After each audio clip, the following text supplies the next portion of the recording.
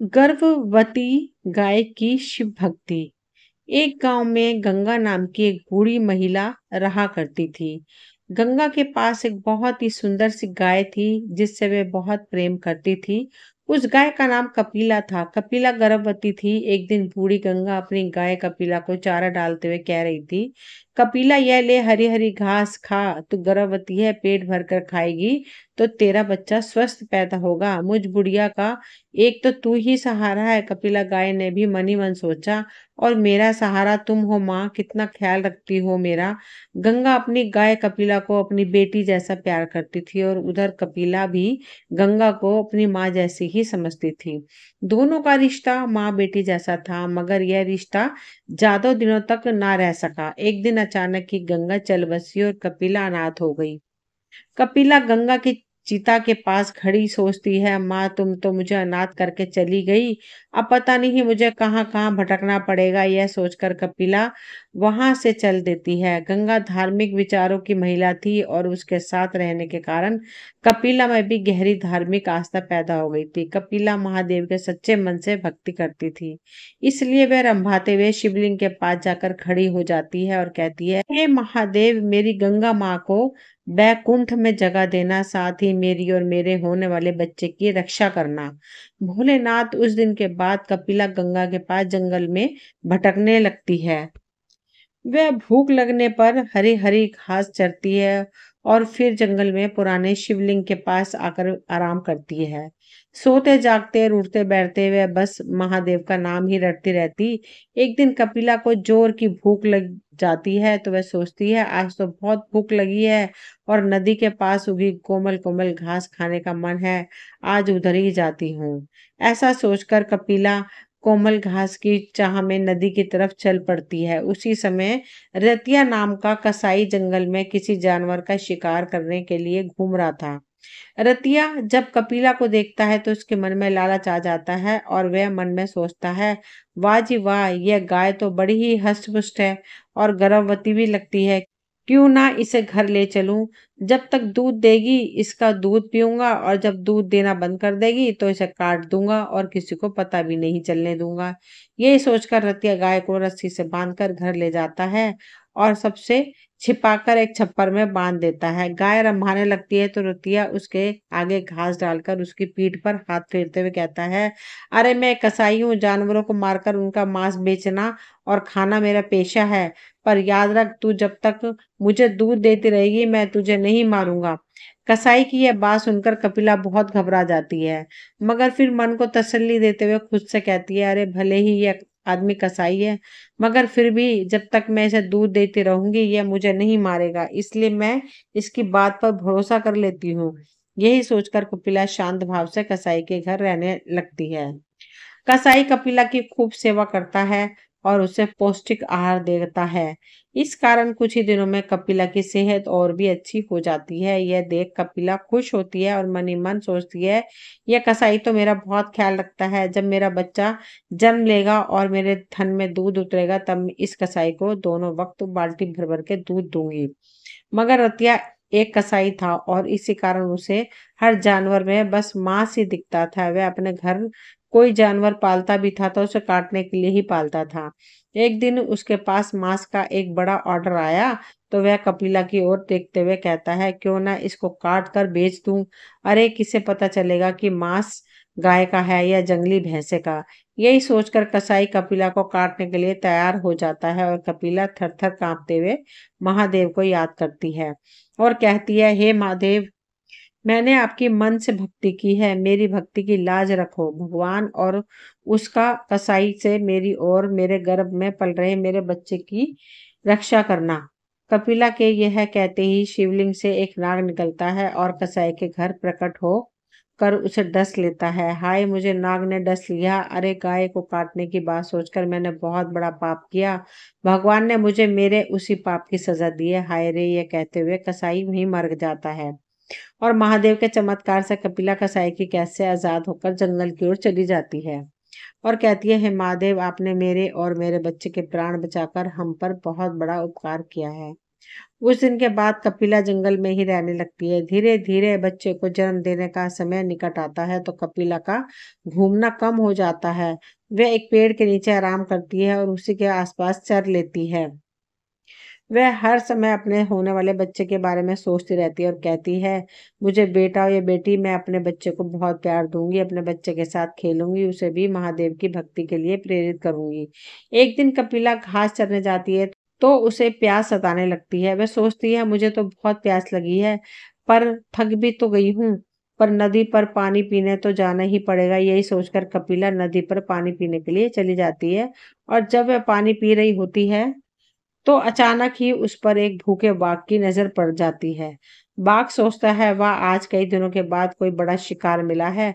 बहुत भूखा हूँ, अब तो इसे खाकर ही पानी पीऊंगा। यह कहकर बाघ कपिला पर पीछे से झपट पड़ता है और उसकी टांग को अपने जबड़े में जकड़ लेता है। खून बहने लगता है और कपिला दर्द से करा उठती है और कहती है, हे महादेव, मेरी रक्षा करो, मुझ पर संकट आ रहे हैं। कपिला जैसे ही महादेव को याद करती है, महादेव उसके सामने प्रकट हो जाते हैं और कहते हैं, बाघ, तुम अपने भोजन के लिए कोई और शिकार ढूंढो। कपिला मेरी भक्त है और मैं अपने भक्त की हमेशा रक्षा करता हूँ। यह सुनते ही बाघ कपिला को छोड़कर भाग जाता है और महादेव अपनी दिव्य शक्ति से कपिला के घावों को ठीक कर देते हैं। फिर कपिला को अपना आशीर्वाद देते हैं और कहते हैं, कपिला, मैं तुम्हारी भक्ति से बहुत प्रसन्न हूँ। आज के बाद तुम और तुम्हारा होने वाला बच्चा सदैव सुखी रहेंगे और अब तुम पर कोई संकट नहीं आएगा। यह कहकर महादेव अदृश्य हो जाते हैं। कपिला जंगल में आगे बढ़ती है तो उसे एक महात्मा जी मिल जाते हैं। महात्मा जी कपिला जी से कहते हैं, हे गो माता, मेरी आपसे विनती है कि आप मेरे साथ मेरे आश्रम में चल कर रहें। इससे हम साधुओं को आपकी सेवा और आपके अमृत समान दुग्ध पान करने का अवसर मिलेगा। कपिला महात्मा जी की बात मान लेती है और खुशी खुशी महात्मा जी के आश्रम में रहने लगती है। कुछ दिन बाद बहुत ही सुंदर बछड़े को जन्म देती है और इसी खुशी में आश्रम में उत्सव मनाया जाता है। इस पर कपिला खुश होकर महादेव का ध्यान करते हुए कहती है, हे महादेव, आपकी कृपा से मुझे संत महात्माओं का साथ मिल गया। यहाँ मैं और मेरा बच्चा बहुत खुश रहेंगे। उस दिन के बाद कपिला और उसके बच्चे भी कोई संकट नहीं आता है। वे दोनों संतों के सानिध्य में सदैव ईश्वर भक्ति में लीन रहते हैं। दुर्गा माँ की भक्ति और गौ सेवा।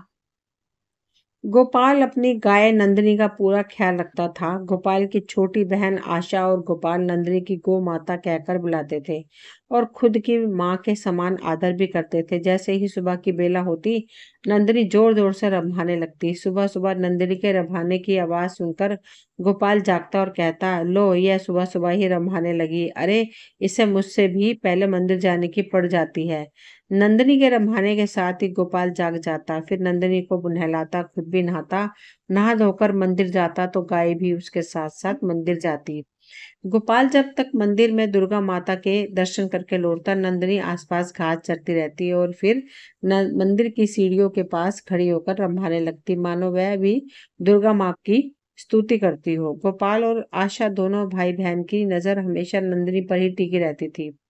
उनका दिन नंदिनी को चारा पानी देने और उससे लाड़ लड़ाने में ही बीतता था। एक दिन आशा ने गोपाल से कहा, भैया, हमारा घर नंदिनी के कारण ही चलता है।